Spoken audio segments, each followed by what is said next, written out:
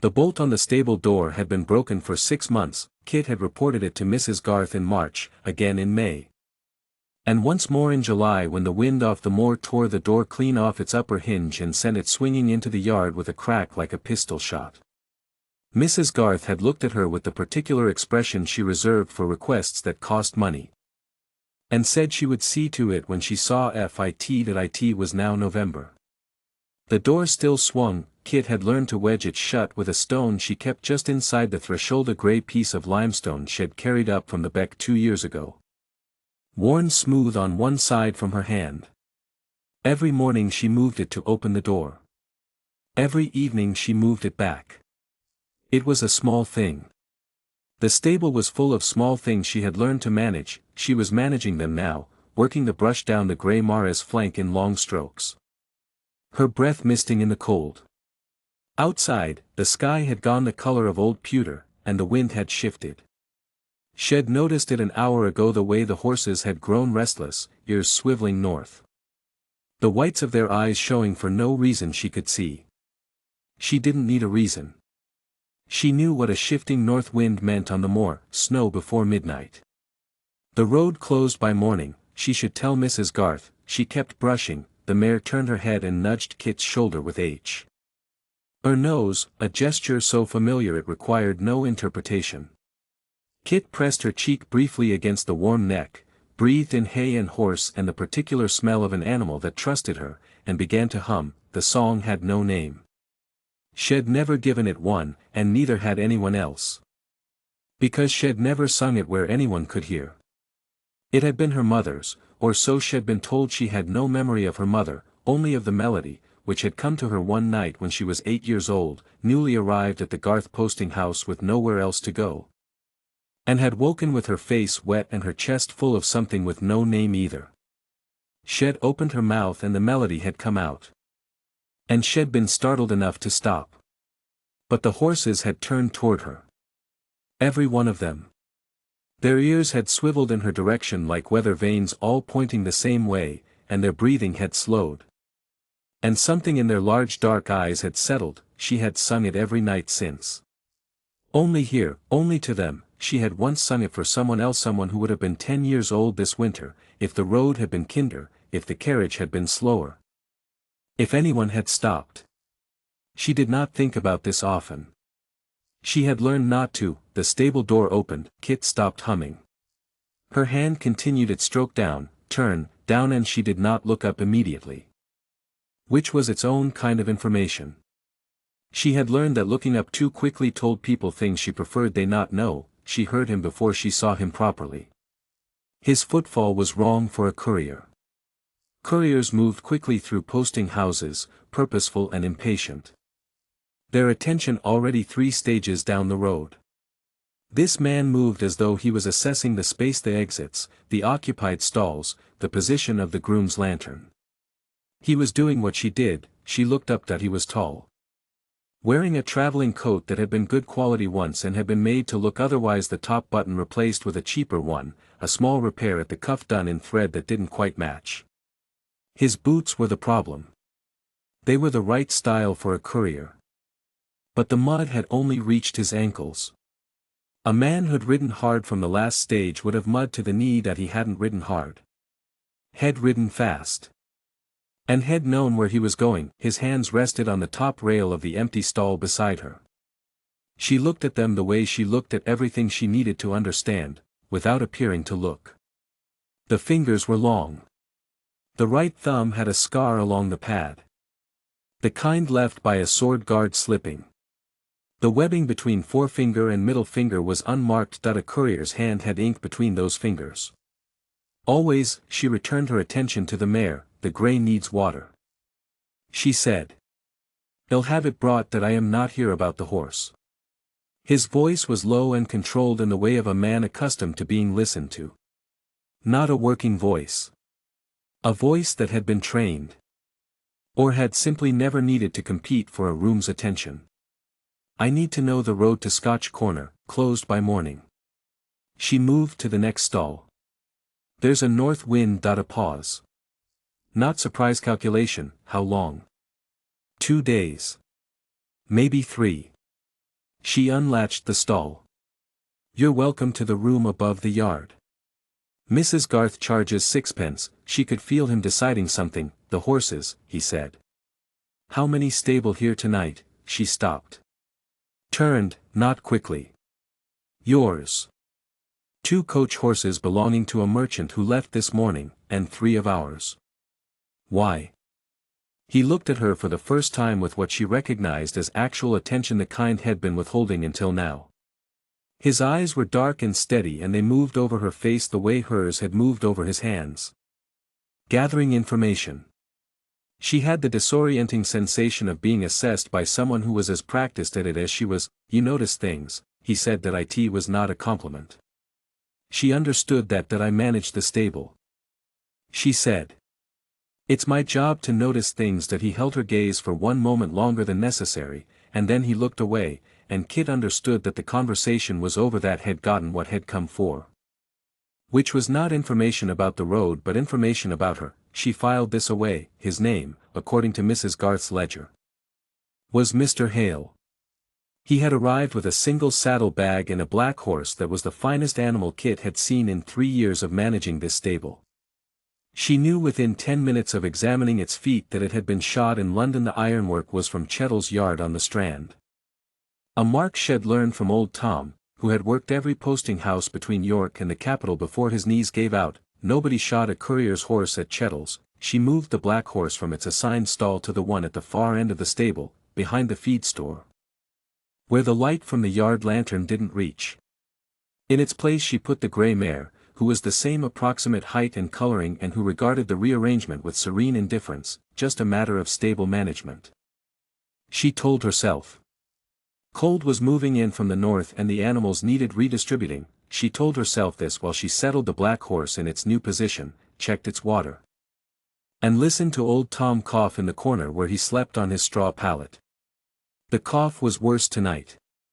It had been worse every night this week. A wet and rattling thing that woke her sometimes through the wall of the tack room where she slept. She had no medicine. She had never had medicine. She sat down beside him, pulled her apron off and folded it into a pad behind his head, and stayed there until the coughing stopped and his breathing evened out, and the wind off the moor began to throw the first hard pellets of snow against the stable walls. 3 days. She thought. Maybe too that she did not think about the man with the London-shod horse and the uncalloused fingers and the voice that had never needed to compete for attention. She went to sleep. She was awake before the household, as she always was. The snow had come in the night, not gently, the way snow sometimes came on the moor, settling like something that meant to stay quiet, but with intent, driving horizontally across the yard and banking against the stable door so that she had to put her shoulder to it to get out. The world beyond was white and formless. The track to Scotch Corner already obliterated, the dry stone walls reduced to suggestions, the moor beyond them gone entirely. No one was leaving today. No one was arriving. She fed the horses. She checked Tom's breathing, shallow but regular. The fever not yet broken but not yet worsened either. She carried water from the pump before it could freeze and stacked the extra fuel inside the door. She was res-tacking it when she heard him. He came from the house, moving through the snow with his collar up and his attention directed at the stable, not at the sky or the drifts or the obliterated road. A man who had already made his calculations about the weather and moved on to other problems. He stopped when he saw her. Something crossed his face, not surprise. Exactly. More like the adjustment a man makes when he finds a situation already arranged in a way he hadn't anticipated. "The horses," he said, "fed and watered." She stepped back from the door to let him through. Because it was the done thing and because she wanted to see where he went first. He went to the black horse's old stall, stood in front of the grey mare, and was still for a long moment. Then he turned. She was already moving and hooking the water bucket, carrying it toward the far end, making herself part of the stable's ordinary business. But she felt his gaze on her back the way you felt weather, a pressure change, a shift in the air. "You moved her," he said. "The cold comes in under the door at that end." She didn't look up.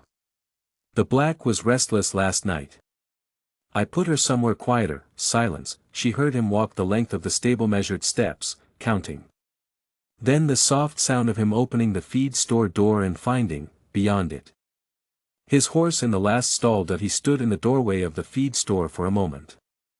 Then he came back out. "The boy," he said.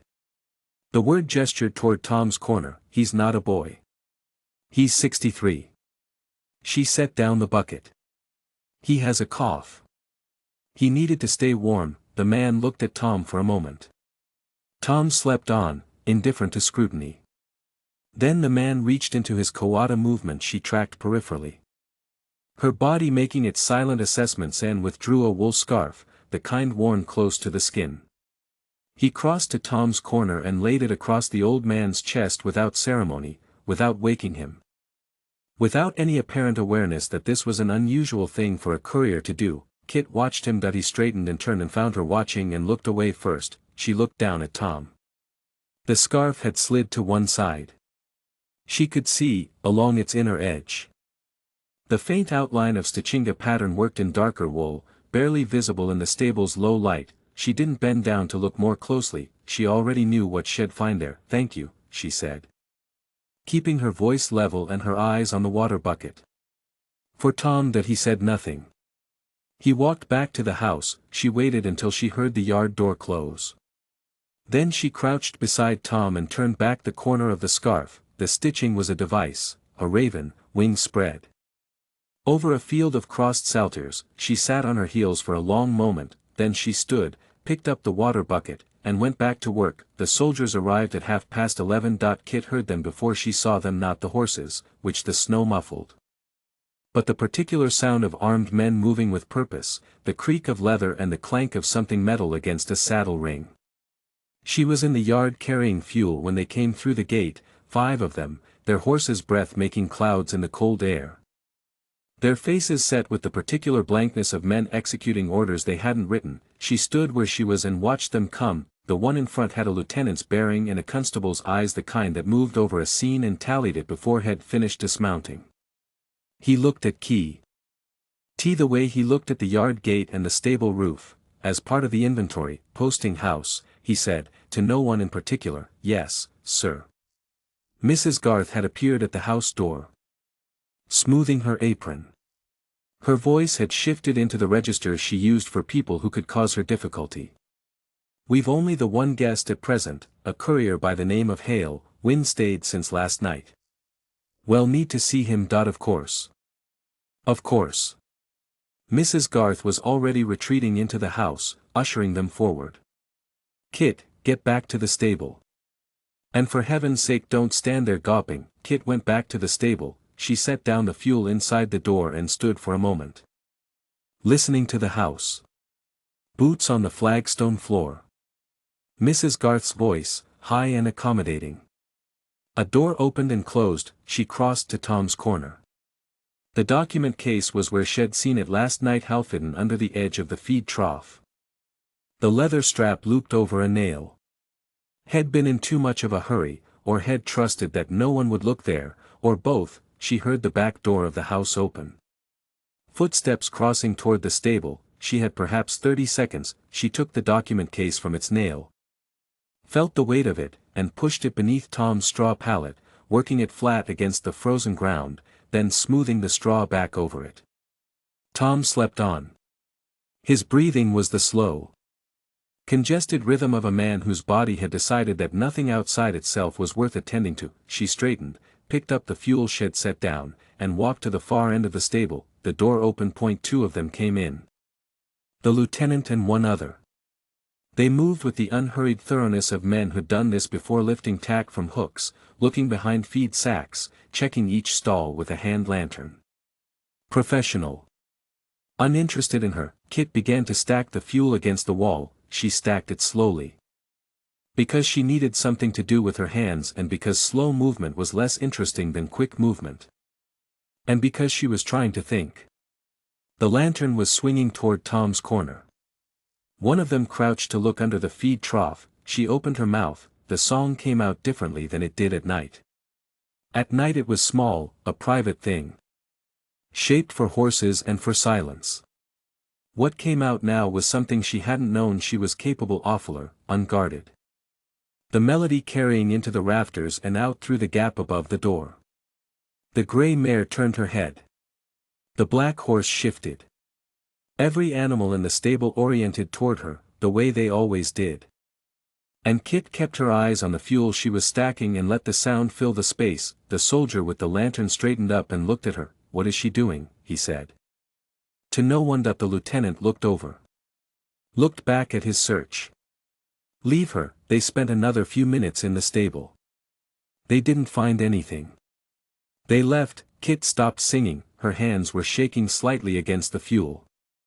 She waited until the sound of them had crossed the yard and gone back through the gate, and then she sat down on an upturned bucket and stared at nothing for a while. Tom slept on. After a time she heard movement in the feed store, the particular sound of someone moving with controlled care in a confined space.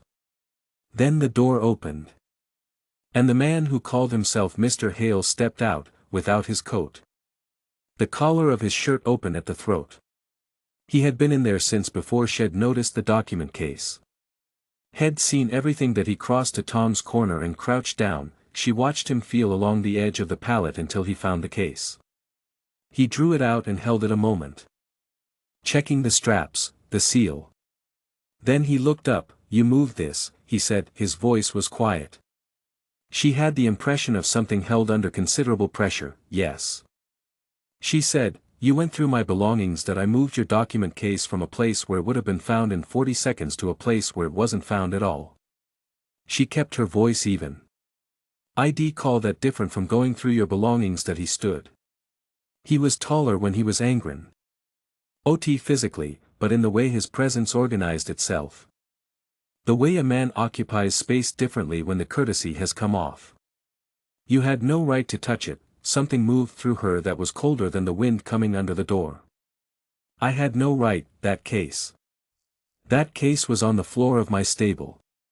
She stood as well. She was considerably short. Her than him and didn't care. Where it would have been found, opened, and removed inside the next minute. Which would have meant what? Given the number of men they sent and the kind of authority they were carrying. She stopped. "I don't know exactly what's in it.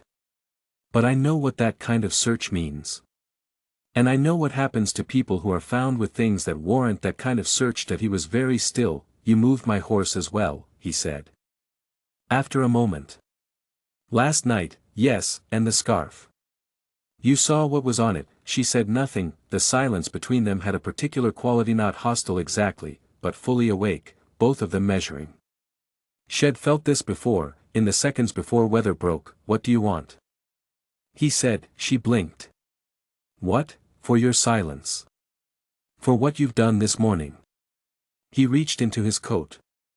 "Name a price." She looked at his hand, at the gesture, the automatic reach, the assumption so deeply embedded he didn't know he was making it. "Put it away."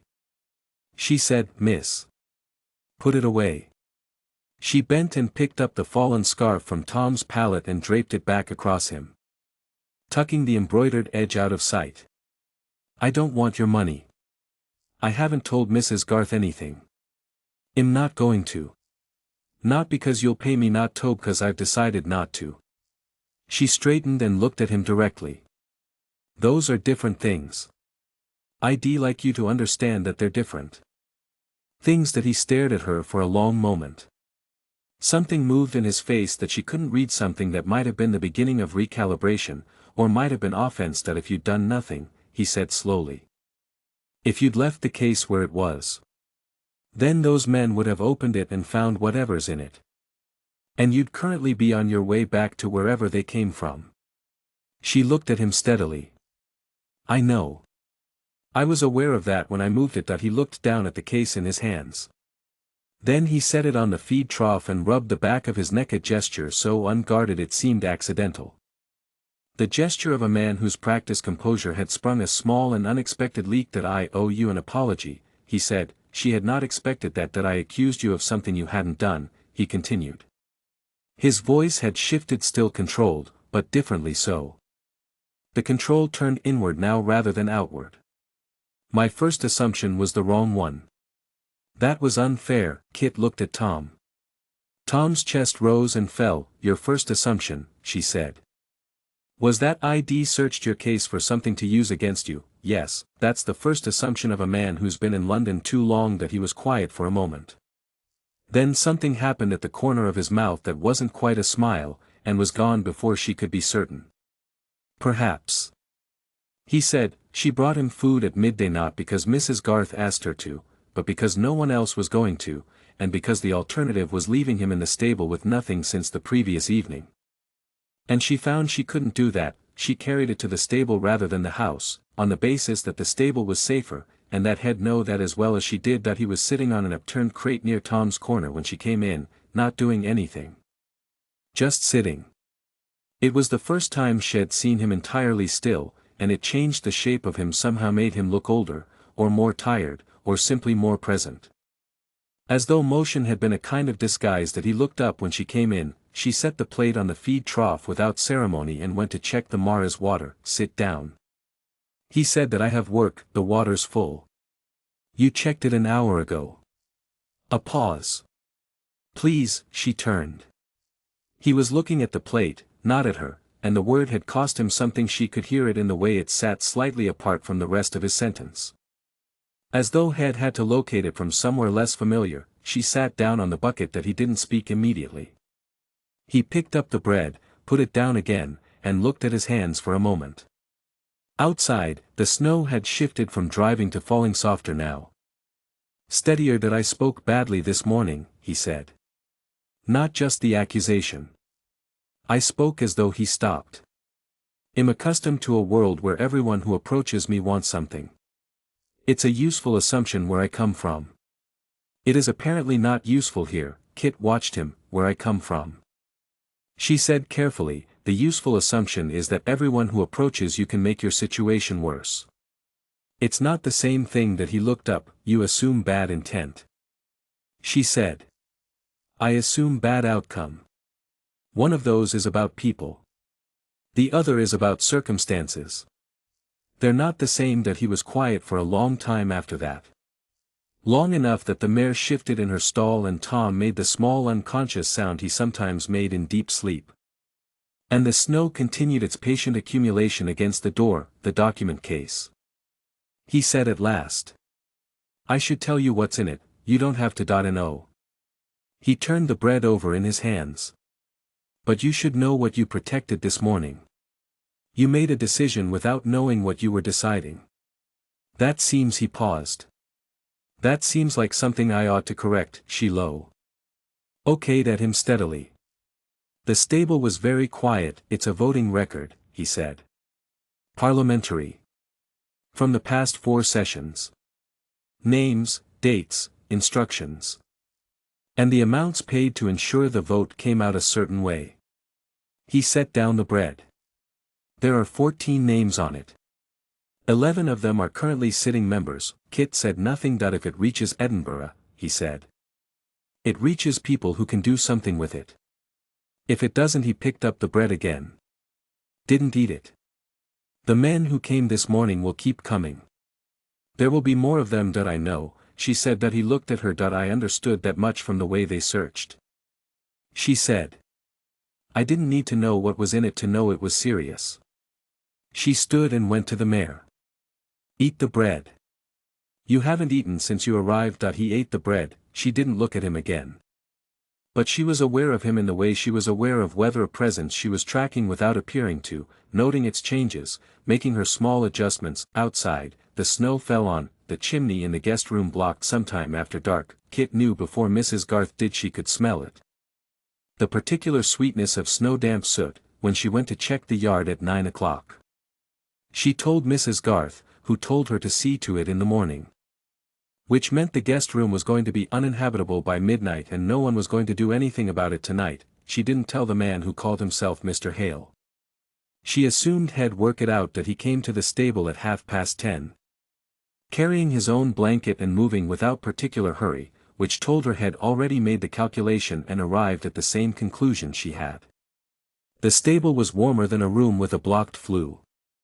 Any sensible person knew this. That he settled himself against the far wall. Not in Tom's corner, far enough to be separate, close enough that she was aware of him in the way she was always aware of an unfamiliar presence in her stable. She went on with what she was doing, checking the horses for the last time, refilling the water. Sitting down beside Tom and listening to his breathing, the snow was steady against the walls. One of the horses shifted. Tom's breathing rattled faintly and then smoothed. She began to hum without deciding to. She stopped when she realized she was doing it, cut the sound off mid-phrase with the ABR. Upness of someone who'd walked through a door they'd meant to keep shut. She waited. "Don't stop," he said. She didn't respond that I wasn't. He paused. "I didn't mean it as a command. I meant it as a request." The distinction, coming from him, had the quality of something he was still learning to make. She stayed quiet for a moment longer, weighing it. "It has no name," she said. "It's not a real song. Where did it come from?" She turned the question over. It was not the sort of question people asked her. Which meant she hadn't thought much about how to answer it. "My mother," she said. "I think. I don't remember her. But the melody was there when I needed it, so it must have come from somewhere." He was quiet. "That's a strange thing," he said at last. "To have something from a person you don't remember." "Most of what we carry," she said, "we don't remember getting." He didn't answer immediately. The stable was very still. The horses breathed. Tom breathed. "You know things," he said. "Not the way Head said it yesterday, not as assessment. Not as cataloging. Something else. More than you let people see. It's how you last in a place like this." She smoothed the straw beside Tom's hand. "People don't take from you what they don't know you have." A pause. Then. "In London it works the same way." She looked up. He was looking at the far wall, not at her. His face in the stable's low light was stripped of something. The managed quality was still there, but underneath it she could see the tiredness, which was different from weakness. And the kind of aloneness that came not from having no one around but from having spent too long being careful with everyone. She recognized it. "You've been carrying it a long time," she said. He turned his head toward her. "The case." She clarified. A moment in which he understood she didn't mean the document case, and chose not to say so. "Yes," he said. She looked back at Tom. She hummed one phrase of the melody, just one, low and unhurried, and left it at that. He didn't ask her to continue. She didn't. The snow came on. And the horses settled, and eventually his breathing changed the way a man's breathing changes when he stopped pretending to be awake. She sat beside Tom until the cold got into her bones, and then she went to the tack room and lay down, and stared at the ceiling. And tried to understand what it meant that Shed hummed that phrase at all. She decided it meant nothing. She went to sleep. She was already awake when the dogs started, not the sound of them. They were still too far off for that. What woke her was the horses. The shift of weight. The small uncertain movement of an animal that had heard something its instincts didn't like. She was on her feet before Shed finished registering what had pulled her out of sleep, her hands finding her coat and her boots by habit. She opened the tack room door. The stable was dark. One low lantern still burning. The horses were awake and restless, ears forward, heads up. The gray mare pushing her nose against the stall gate. The black horse in the back had gone very still, in the way horses go still when they're deciding whether to bolt. She crossed to the small window above the feed bins and looked out. The yard was white and empty and lit by the moon breaking thr. Oof, the cloud cover. The gate was closed. The track beyond it was unmarked. Then she saw them, movement at the far edge of the tree line, half a mile distant. Not the movement of men on foot. Mounted men, moving slowly, spreading out. And something lower. Moving faster between them, dogs. She had perhaps 4 minutes. She went to the feed store door and knocked once, quietly.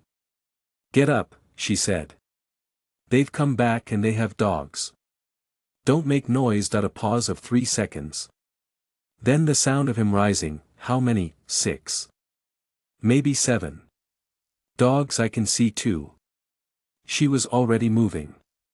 "Stay in the store until I come for you. I need the case. I have it." Shed taken it from under Tom's pallet the previous afternoon and resewn it into the lining of the old horse blanket that hung on the back of the door, a job Shed done by candle. A light with a needle she kept in the tack room for mending gear. using thread pulled from a worn saddle strap so the color matched. The blanket had been there for 2 years. It looked like it had been there for 20. She heard him stop moving. You planned for this. He said that I thought about it. She lifted the blanket from its hook, felt the case solid within the lining, and hung it over her arm. Now be quiet, she went to Tom's corner and crouched down. Tom was awake, she could tell by the quality of his stillness. The way it was different from sleep. Can you sit up? She said quietly. He pushed himself upright, slowly. She arranged him against the wall, pulled his blankets around him, and handed him the horse blanket with the case sewn into it. Keep this across your lap, she said. And coughed. He looked at her. I've been trying not to, She stood and walked to the stable door and opened it and stepped into the yard before she had time to think about it too carefully. Because thinking about it carefully was not going to help, they came through the gate 3 minutes later, different man in front this time, not the lieutenant. This one was broader, slower moving, with the look of someone who hadn't come to ask questions. Behind him, 4 soldiers. And 2 men with dogs on leads, and the dogs were already pulling, noses down, covering the ground in front of the stable with the focused intensity of animals that knew their job. Kit walked out to meet them. Evening, she said. She kept her voice flat and ordinary. Mrs. Garth's already in bed. Is it an emergency? The broad man looked at her. Looked at the stable. We need to search the premises. You did that today. We need to do it again. She stepped to one side. Because there was no point in standing in front of mounted men and a pair of scent hounds with anything that looked like obstruction. Tom's ill, she said as they went past. He's been coughing blood. I'd keep the dogs back if I were you. I don't know if it's catching. The handler looked at his dogs. And at Tom, visible through the open stable door, huddled against the wall with the horse blanket across his knees, making the wet, rattling sound that he had in fact been trying not to make for 3 days. Clear the animals back, the broad man said to his handler. Well, search by hand. They searched by hand. They searched the stalls, the feed bins, the tack room where her pallet was still warm. They looked in the water trough and behind the fuel pile and under every bucket. They stood 6 feet from Tom and looked at the old man with the coughing and the blanket and the glazed, indifferent eyes of someone a long way into a fever. And they moved on, she sang while they searched. She hadn't planned to stand quietly against the wall and be unremarkable, but one of the horses had started to panic when the lantern came too close, the whites of its eyes showing. And she'd done what she always did when an animal needed steadying. The melody came out of her the way breath came out, not decided, just happening. And the horse settled, and the dogs began to strain against their leads in confusion, and she kept singing, not louder, not performing. Just the same phrase over and again, because the horses needed it and because she needed it. And because the sound of her own voice doing the thing it knew how to do was the only thing in the stable that was not afraid. The broad man looked at her once. She looked back. She kept singing. He looked away. They left 10 minutes later. She heard them through the gate. Heard the hoofbeats diminish, and then stood in the middle of the stable in the silence that came after and pressed both hands flat against the nearest stall gate because her legs had decided they'd had enough. The feed store door opened. He came out without the coat again, his hair disordered from where had been pressed against the wall. He stood and looked at her for a moment in which she was aware that her hands were still flat on the stall gate and her breathing had not entirely steadied. He looked at Tom. Tom was already asleep again. The horse blanket with the document case and its lining rising and falling with his chest. He looked back at her. I owe you a life, he said. The words came out quietly, stripped of ceremony, which made them heavier than they would have been if he'd dressed them up. You owe Tom one too, she said. He held the case in his lap for 20 minutes without asking what was in it. He crossed to Tom's corner. He stood there a moment, looking down at the sleeping man with an expression she didn't have a name for, something that had moved past gratitude into something more uncomfortable. The look of someone confronting a debt they hadn't known they were capable of owing. He bent and pulled the horse blanket up where it had slipped from Tom's shoulder. He didn't reach for the document case. He straightened and came back and stood close enough that she could have touched him if she'd lifted her hand from the gate. How did you know they'd use dogs? He said. That I didn't. She let go of the gate. I knew they'd come back. Dogs were a possibility. So the blanket. I thought about it. She went to check the horses. Because they needed checking and because she needed to be doing something with her hands. When you have something you can't hide, sometimes the better approach is to make it invisible.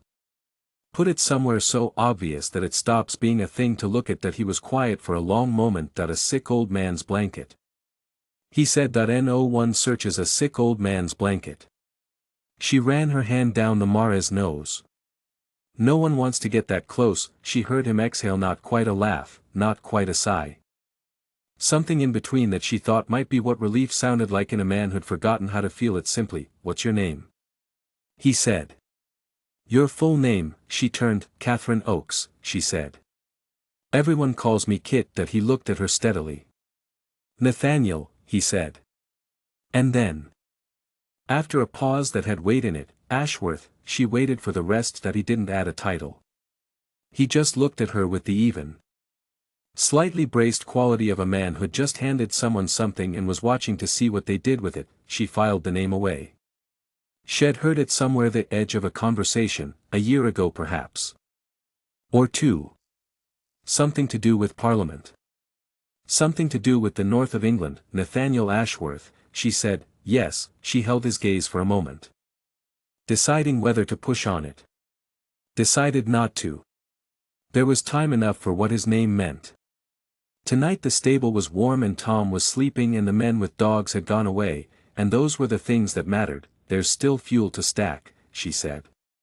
You can help. If you've nothing else to do. That he picked up a piece of fuel, they stacked it together in silence, and outside the snow came on. The snow stopped before dawn. Kit knew it the way she knew most things about weather, not by looking, but by the quality of the silence. The wind had been a constant presence for 2 days, a low note underneath everything. And when it stopped, the absence of it woke her the way a sound would have. She lay in the tack room and listened to the new quiet and thought about the name Ashworth. She'd placed it by now. It had come to her in the hour before sleep. Rising up from somewhere in the understore of things she'd overheard in the yard over the years, a conversation between two men waiting for their horses to be changed, 18 months ago. Maybe 2 years. One of them had been complaining about a vote in the Lords. Something about land. Something about the war debts and who was going to carry them. And one of them had said, "Ashworth will block it, he always blocks it. The man has no sense of where his interests lie." She'd thought nothing of it at the time. It had been one of 1,000 conversations she'd heard and not attended to. Because the politics of men in London was about as relevant to her life as the politics of the moon, she thought about it now. She got up. He was already awake when she came into the stable, sitting against the far wall with his knees drawn up and his eyes open, staring at nothing, in the way of a man who had been awake for some time and had run out of things to do with the wakefulness. The lantern had burned low. Tom was sleeping. She sat down on the bucket without being asked. Neither of them spoke for a while. It was a different silence from the ones T. Haid inhabited before, less managed, less armored. The kind of silence that settles in after something significant has happened and neither person is ready to be the first to name it. "Ashworth," she said at last. He looked at her. "I placed the name," she said. "It took me a while. I don't follow the news from London, but I hear things in the yard." She turned the bucket slightly under her. "You vote against the land consolidation measures. You've done it 3 sessions running." He was very still. "I am not going to tell anyone," she said. "I told you that. I'm telling you I know, so you don't have to keep deciding whether I know." A long pause. Then something in him shifted, not relaxed exactly, but resettled, the way a load resettles when it's been carried a long time and the carrier finally puts it down for a moment. "Ashworth," he said, confirming it. And then, with the particular flatness of a man stating something he'd spent years making himself say plainly. "The Duke of Ravenscroft," she had been fairly certain. Hearing it was still different. She thought about the scarf with the raven and the saltires. She thought about the horse shod at Chettle's yard. She thought about the way Head moved through her stable on the first evening, assessing exits and positions, and the way Head said I owe you a life without any apparent awareness that a duke saying such a thing to a posting house groom was remarkable, right? She said that he watched her. That's all, what else is there? She looked at Tom. You're still the man who's been sleeping in my stable for 2 nights. The title doesn't change the hey. He was quiet for a moment. Then. Most people. Not most people. She turned back to him. I work at a posting house on the moor. I see people who are titles all day long. I also see what they're like when they've been traveling for 8 hours and the fire's out and the kitchen has nothing left but cold pie. The title doesn't tell me much. Something moved in his face. Not quite amusement. Something older than that, something that might have been the distant memory of amusement, recognized from a long way off. The men who came tonight, she said. The badge on the lead soldier's coat was a heron over a tower. That's a livery badge. Not a crown seal. He went still in a different way. Private men, she said. Not royal soldiers. Someone sent them, but it wasn't the crown. She waited. The badge. Do you know whose it is? The silence that followed had a different quality from any silence she had heard from him before. This one had pain in it. Yes, he said. She waited. Carow. He said. Edmund Carow. He sits 3 chairs to my left in the Lords. He stopped. Saturday. I suppose now. He pressed the heel of his hand against his eye for a moment, a gesture she recognized. The gesture of a man trying to keep something inside that was attempting to get out. We've voted together on the land measures for 4 years. I told him I was carrying the documents to Edinburgh. I didn't tell anyone else. The stable was very quiet that he sent men to take the documents back. Nathaniel said. Or destroy them. And me with them, I imagine, since I'm the only one who knows which names are on the list besides the men whose names are on it. Kit looked at Tom. Tom breathed that I am sorry. She said that he looked at her. The words seemed to reach him differently than had expected. You'd think, he said, after a moment, that after long enough in London, it would stop being surprising. That you'd build up some kind of. He stopped. My father used to say that the man who stops being surprised by betrayal has lost something worth keeping. I thought he was wrong. He turned the heel of his hand over. Looked at it. He was a vicar. In Northumberland. He had no idea how Parliament worked. That he sounds like he knew how people worked, Kit said. Nathaniel looked at the lantern. He died 6 years ago. I hadn't been home in 4 years before that. He said it without particular inflection. The way people state facts, they've long since finished grieving. He spent the last 10 years of his life collecting evidence of the corruption in the land vote. He couldn't present it himself, had no standing. No one would have listened. So he gave it to me. A pause. I've been carrying his work for 3 years, trying to get it somewhere it could be used. Kit was quiet. Your father's work, she said. Yes. She looked at her hands. They were rough, the knuckles reddened from the cold and the work. A scar along the left thumb from a buckle that had slipped 2 winters ago. She turned them over once and put them back on her knees. My brother was 10 years old, she said. Nathaniel looked at her. 6 years ago. There was a carriage fast, coming down from the north. And the road through Braywick isn't wide enough for 2 lanes of traffic, but it's a private road, so the toll gate is always up. She kept her voice even. Shed had years to make it even. He was carrying a message to the farm on the far side. The carriage didn't slow. They didn't stop. She heard him iksha. That I didn't learn the name of the family until a year later, she said. By then it didn't seem to matter. She looked up. It mattered. But knowing it wasn't going to change anything. So I put it away. Nathaniel said nothing.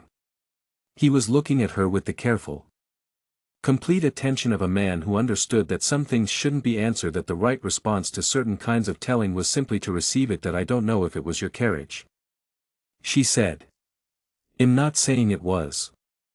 I'm saying. She stopped. I'm saying that I know what it is to carry something for someone who can't carry it themselves anymore. And I know what it is to be on the other side of that carriage. The lantern guttered slightly that I have sat in carriages. Nathaniel said quietly. And not looked out the window. He said it the way a man says something he has known for a long time and not previously found the words to say plainly. Not on that road. I don't know about that road. But other roads. He stopped. I have not stopped. I have not looked. Kit looked at him for a low-ing moment. Your father did. She said that he was silent, that he spent 10 years trying to change the thing. She said. That's different from stopping. It's different from looking out the window. She stood. I'm going to check the horses. She checked the horses. He didn't speak again. She came back and sat down, and they stayed in the lightning dark while the snow melted on the roof in slow drops. And neither of them said anything more, and it was, in its way, the most honest conversation she had ever had. Tom's fever broke at midday. Kit knew it before she saw it. The smell of the stable had changed, the sharp sweetness of illness cutting over to something older and staler. The smell of a body that had done its work and was ready to rest. She came in from the yard with water and found him sitting up on his own, which he hadn't managed in 3 days. There's my girl, he said, which was what he always said. In the voice that had been old for as long as she'd known him. Don't, she said, and sat down and checked his forehead and found it dry and cool. And felt something in her chest let go that she hadn't known was held tight. Nathaniel was at the far end of the stable when she came in. He had been there most of the morning. She'd noticed this without commenting on it. Routine maintenance she had not had time to do over the past 2 days. Had cleaned the stalls. Had mended the hinge on the feed bin that had been broken since September. He was doing it without hurry and without apparent need for acknowledgement. The way a person did work they'd decided to do for their own reasons. She noticed, also, that he was doing it correctly. Not the way a man did unfamiliar work badly, trying to show willingness. The way a man did familiar work he hadn't done in a long time. She filed this away, when Tom sat up. Nathaniel came down the length of the stable and crouched beside him. He did it without ceremony, just crouched, the way you did when you needed to get to someone's level, better. He said. Tom looked at him with the clear, uncomplicated eyes of a man who'd spent 63 years assessing people quickly and had few illusions left. Better, he agreed. He reached into his coat. The movement had made once before, the reach for money, and Kit watched his hand still. I have something for the fever. He said instead. A powder. It tastes foul but it works. He looked at Kit.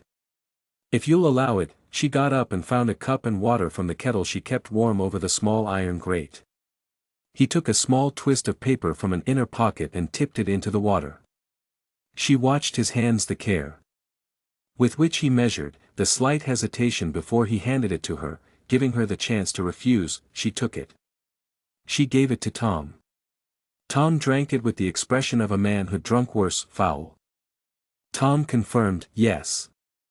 Nathaniel stood. He looked at Tom the way Head looked at him in the middle of the night, with that uncomfortable expression she still hadn't named. You didn't ask. He said. What was in the case?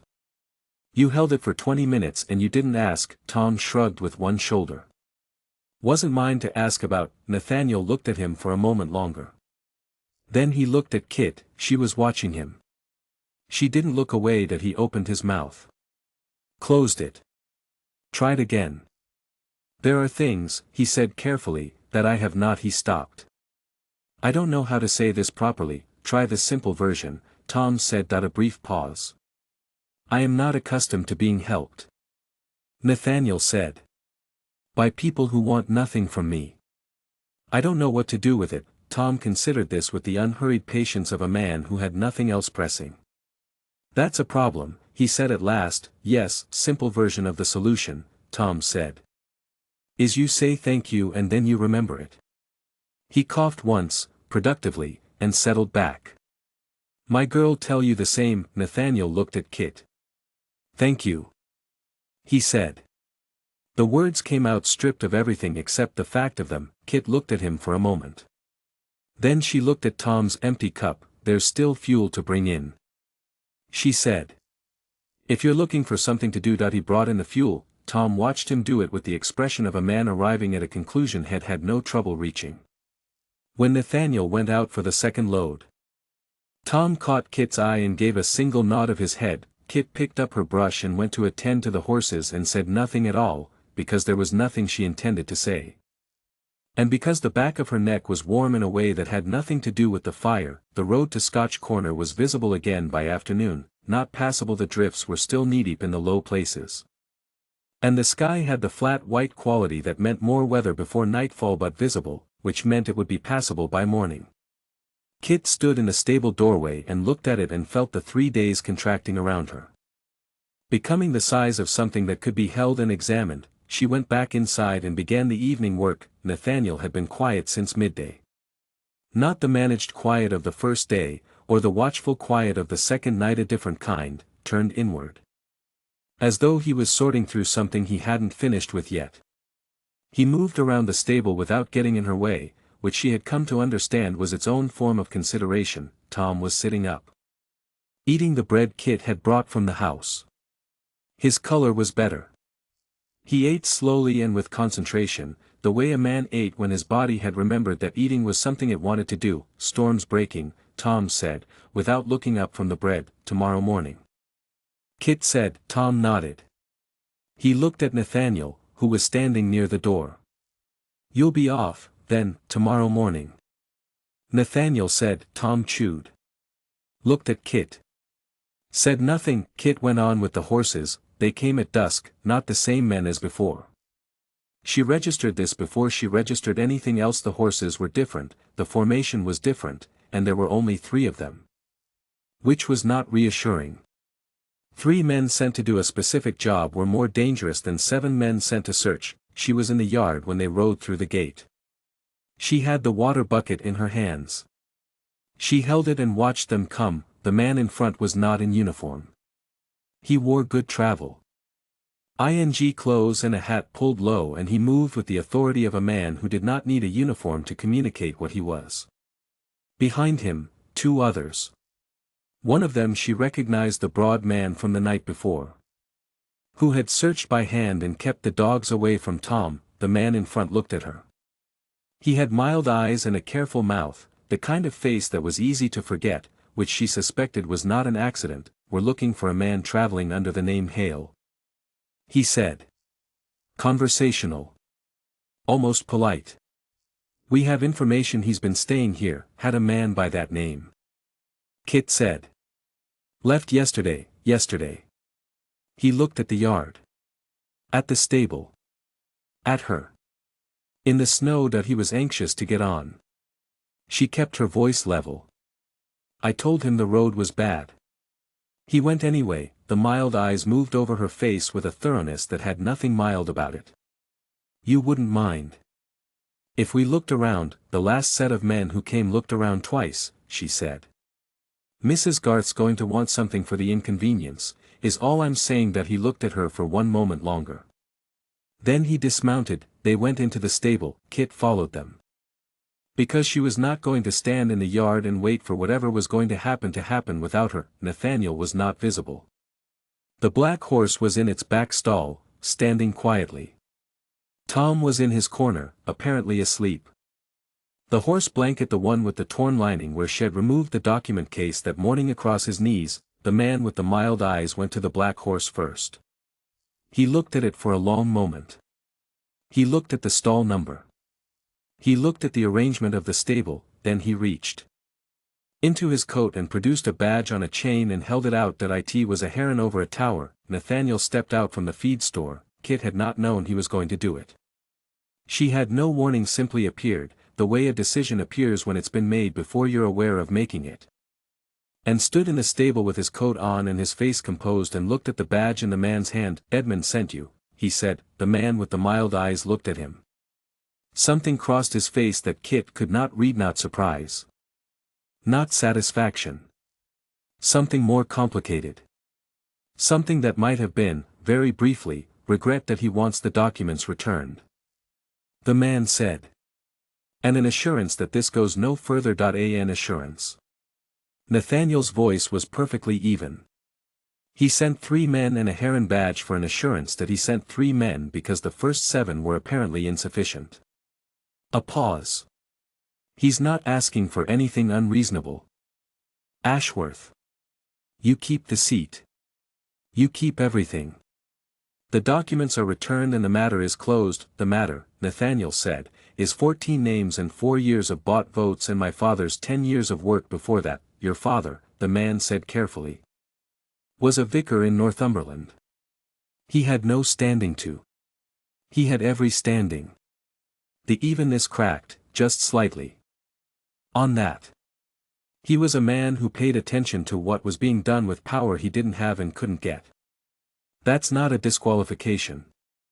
That's the point. The stable was very quiet. Kit was standing 6 feet to the man's left. She was holding the water bucket, which she had not set down. Which she was now aware of because her hands had tightened on it. Ashworth, the man said. He had stopped being polite. Don't make this harder than it needs to be. That I am not making anything. Nathaniel's voice had come back to level, but it was a different level from before, lower, quieter. The kind of quiet that had made a decision. I'm telling you that I'm going to Edinburgh and the documents are going with me. If Edmund wants to put that in front of the Lords, let him. If he wants to send more men, let him send them. But I'm not returning anything, and I'm not giving any assurances.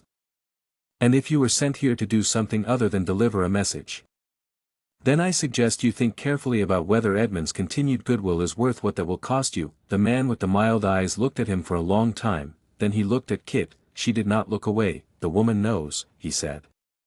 Not a question, the woman, Kit said. Has an opinion on the matter. He looked at her with the thorough, assessing attention had been withholding until now. She returned it. He helped me care for a sick man, she said. That's what I know. That's what he'll say if anyone asks. She kept her voice conversational.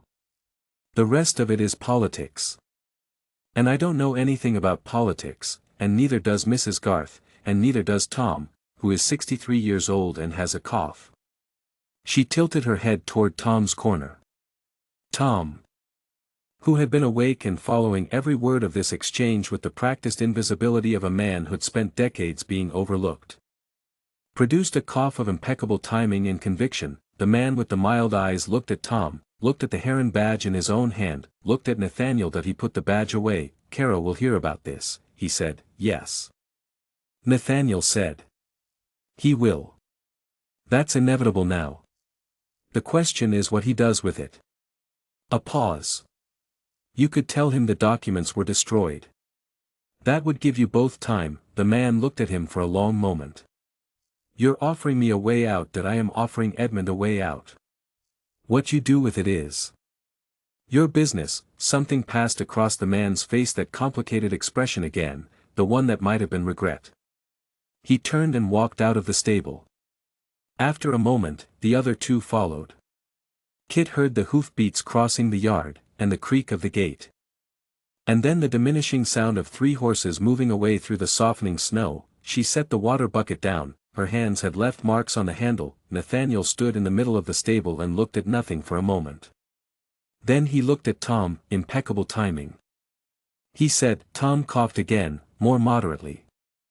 I've had worse audiences. Kit was checking the horses for the last time when he came to find her. She heard him before she saw him, not because he was loud, but because she'd learned the particular weight of his footfall over 3 days. The way she learned all things she needed to understand.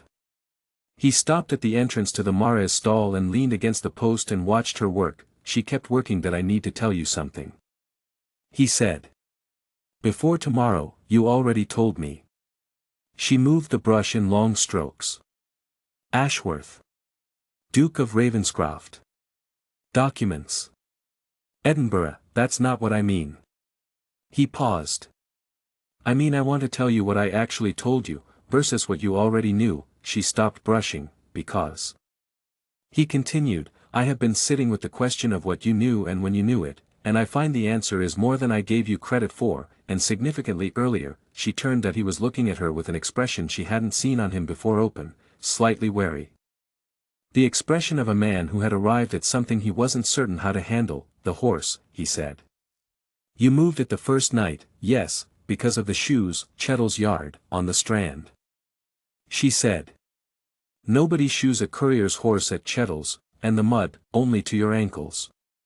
Long-distance riders get it to the knee. She turned back to the mare. You told me you'd ridden fast, not far. You knew where you were going. You weren't lost, you were hiding. That he was quiet, the scarf.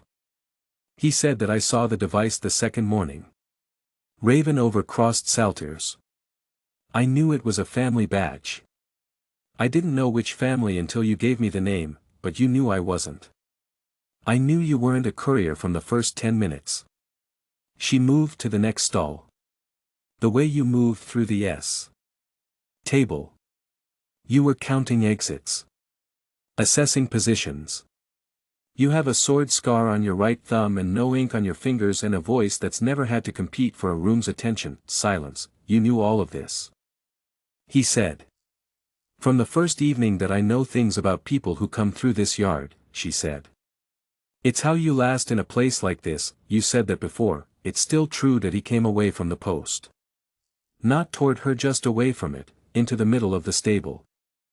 As though he needed more space than the doorway allowed. That I accused you, he said slowly, of going through my belongings. Yes, you had been from the moment I arrived. He stopped.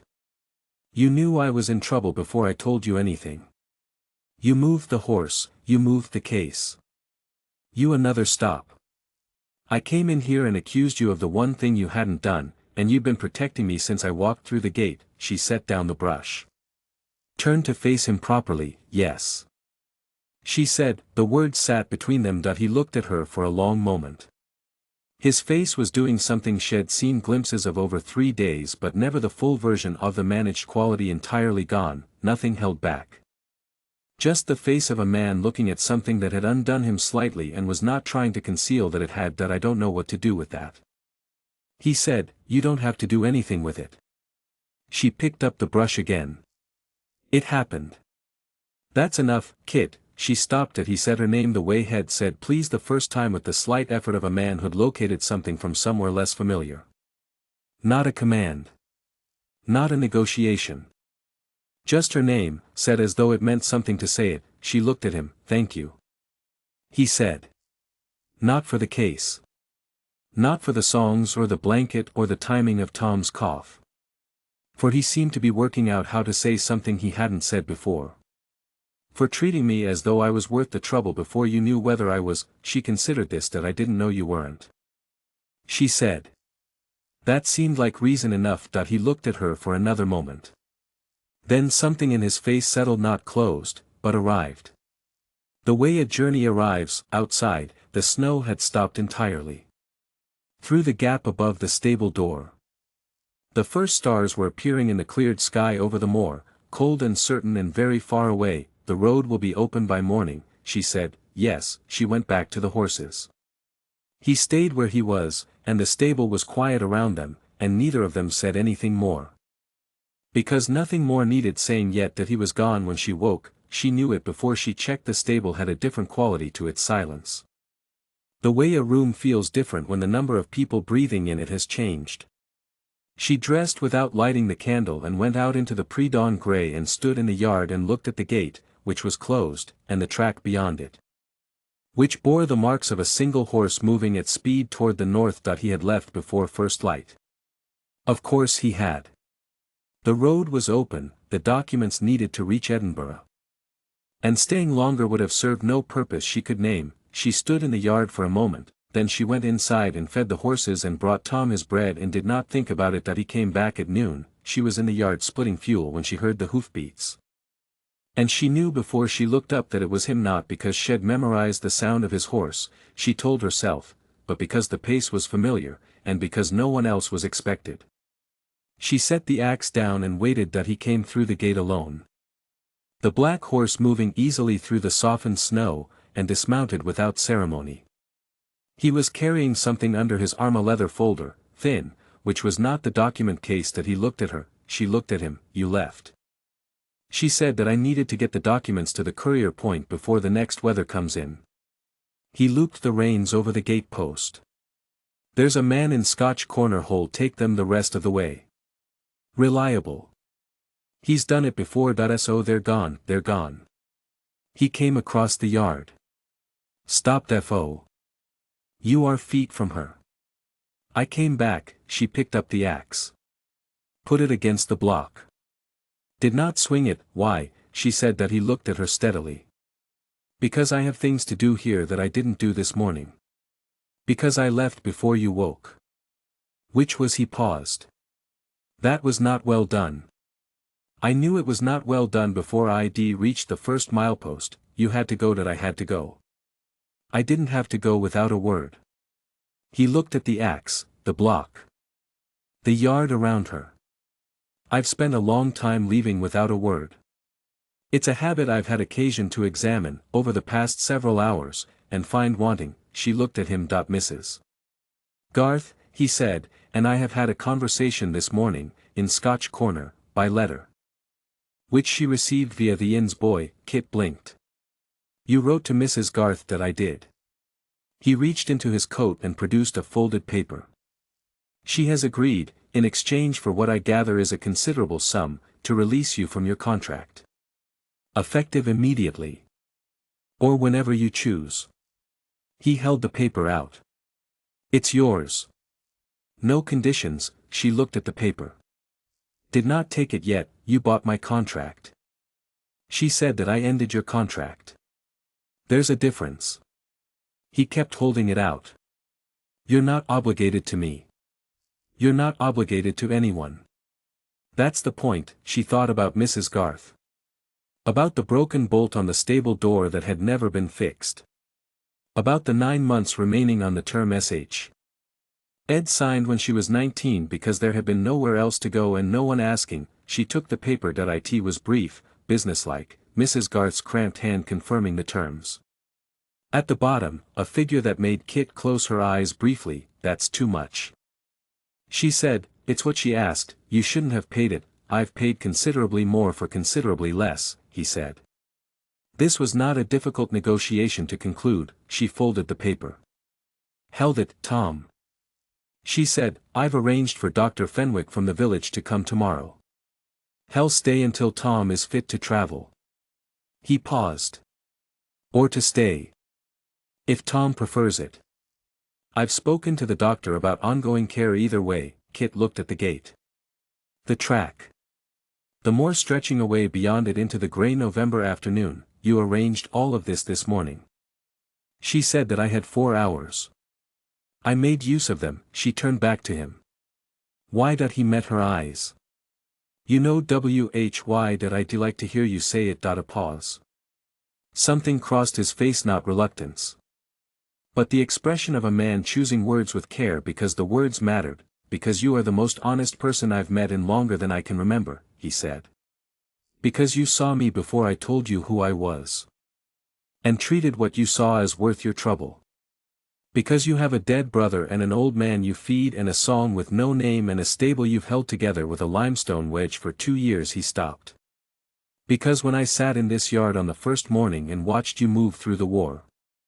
LD as though you expected nothing from it and intended to give it everything anyway, I understood something I'd been trying to understand for a long time, and I would like. He paused again. I would like very much to continue understanding it. If you're willing. The yard was very quiet. You're asking me to come to Ravenscroft. She said that I am asking if you'd be willing to consider it. The estate needs someone who understands horses the way you do. That's a true thing, not a constructed reason. But it's not the only reason I'm asking. And I won't pretend it is. What are the others? He looked at her steadily. I find I am better at things when you're in the vicinity. Thinking, chiefly. And remembering that some things are worth doing regardless of outcome. A pause. Those are not small things. In my experience. She looked down at the paper in her hand. The folded evidence of a door opening. She thought about 3 days. About a stable in November and a man with London shod horses and a song shed sung without deciding to.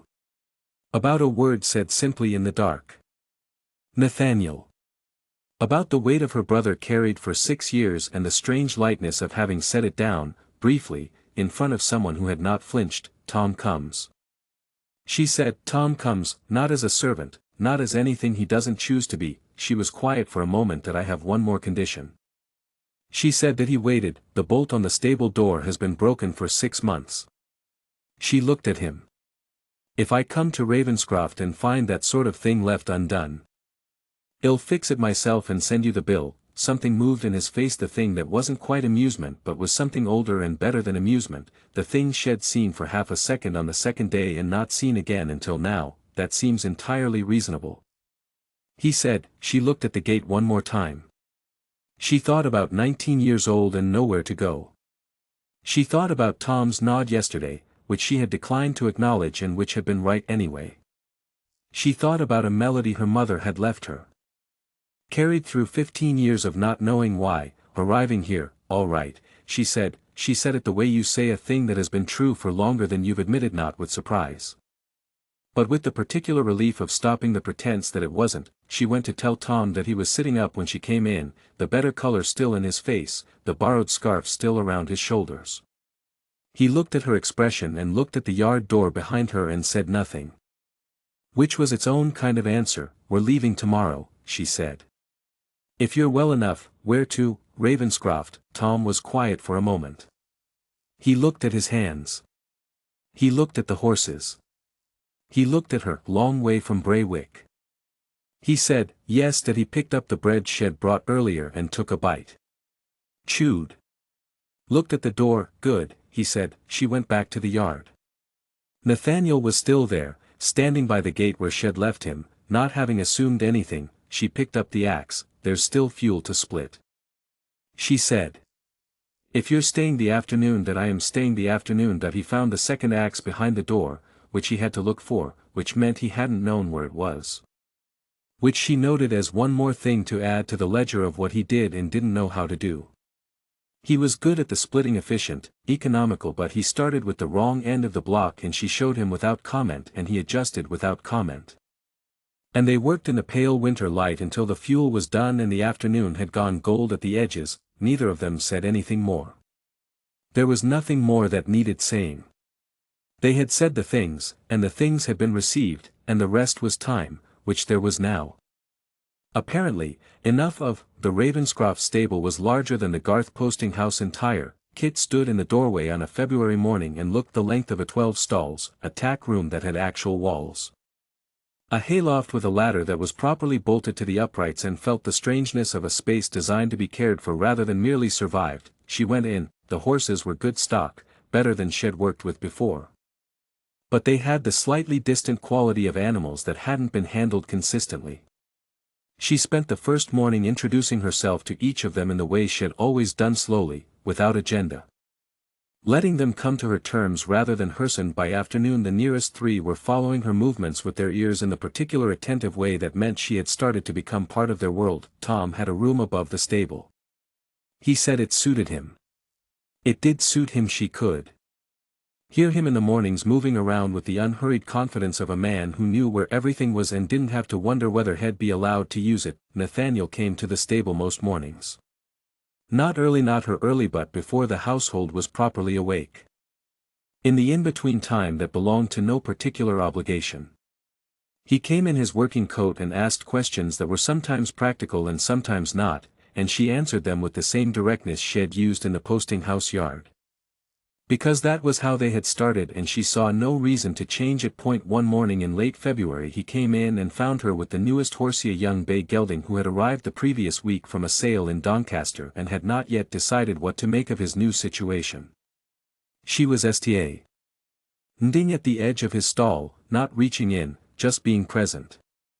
Which was the only approach that worked with an animal in the process of making up its mind. Nathaniel stopped at a distance and watched. She was humming. She knew he was there. She'd heard him come in and she kept humming because stopping would have been a bigger acknowledgement than continuing.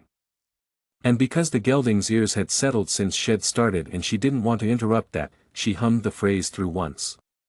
Twice. The gelding took one step toward her. She stayed still. He came from a bad situation, Nathaniel said quietly. From the distance.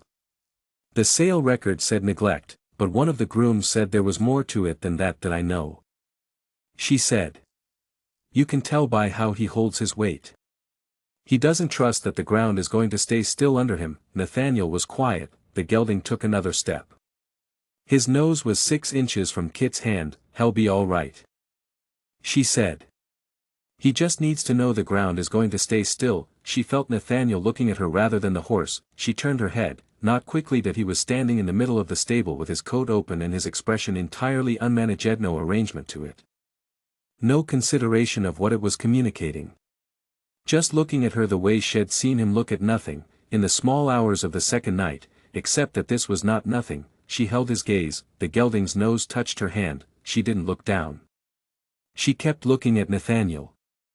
And he kept looking at her, and the stable was quiet around them, with the particular quiet of a place that had, without announcement, become somewhere rather than merely somewhere to be. After a moment she said, "You could come in, if you wanted."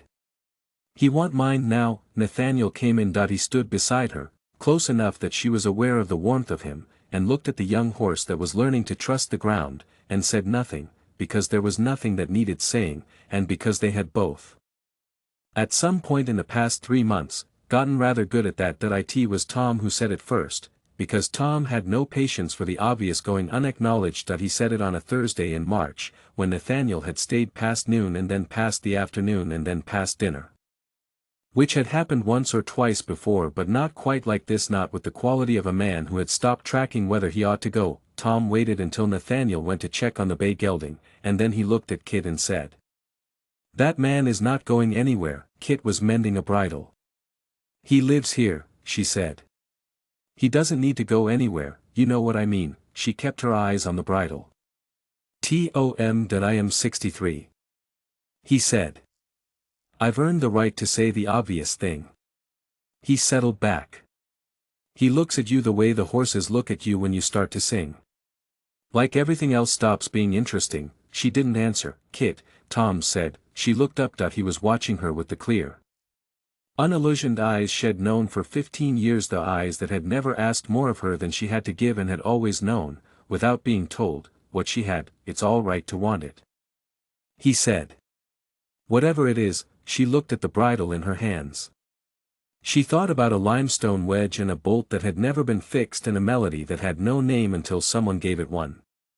She thought about what it meant to have something from a person you didn't remember.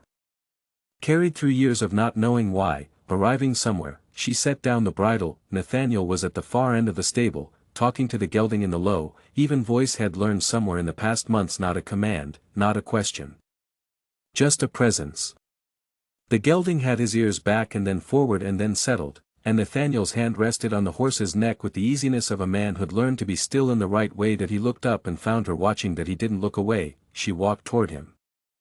And the stable was quiet around her, and Tom was in his corner saying nothing, with the eloquent completeness of a man who'd said the necessary thing and knew it. And the February light through the high windows was the pale clear light of a winter ending. She stopped beside him. "Tom says you're not going anywhere," she said. "Tom," Nathaniel said, "is correct." She looked at the gelding. The gelding looked back at her with the soft, undemanding attention of an animal that had decided the ground was going to stay still after all. In that case," she said, "there are 14 other horses who need the same handling this one's been getting, and the hayloft ladder wants rebolting. And I've found a damp patch in the corner stall that needs looking at before it gets worse." "All right," he said, "and I'd like," she said, more quietly, "for you to stay for dinner. Not because there's a reason. Just because." He turned toward her. "Just because," he said, "is the best reason I've heard in quite some time." She looked at him, at the face she'd been reading for 3 days in a storm and had not stopped reading since, the face that had nothing managed about it when it was turned toward her, the face of a man who had, somewhere between a broken stable door and a February morning, learned to let the ground be still. "All right then," she said. She went to find the bolt for the hayloft ladder, because there was work to do, and they had time to do it, and that was enough, and more than enough. And exactly what she had not known to hope for. From Tom's corner came the sound of a man settling into his blankets with the quiet satisfaction of someone whose work, for today, was finished. She began to sing, not quietly, the way she'd sung in the posting house, small and guarded, shaped for horses and for darkness. Fully, the way the sound wanted to be, filling the length of the stable and rising to the hayloft and going out through the gap above the door into the February air. The horses turned their ears toward her, every one of them. And Nathaniel stood beside her and listened, and the song that had had no name moved through the space as though it had always known where it was going. She sang it through once. "Kit's song," Nathaniel said, when she finished. "Don't be sentimental," she said, "it's accurate." He said. "That's different from sentimental," Tom coughed. Once, with what she recognized as theatrical emphasis, she looked at Nathaniel. He looked at her. The gelding pushed his nose between them, requiring no particular attention, just proximity. Just the warmth of being near the people who had decided to stay. She let him.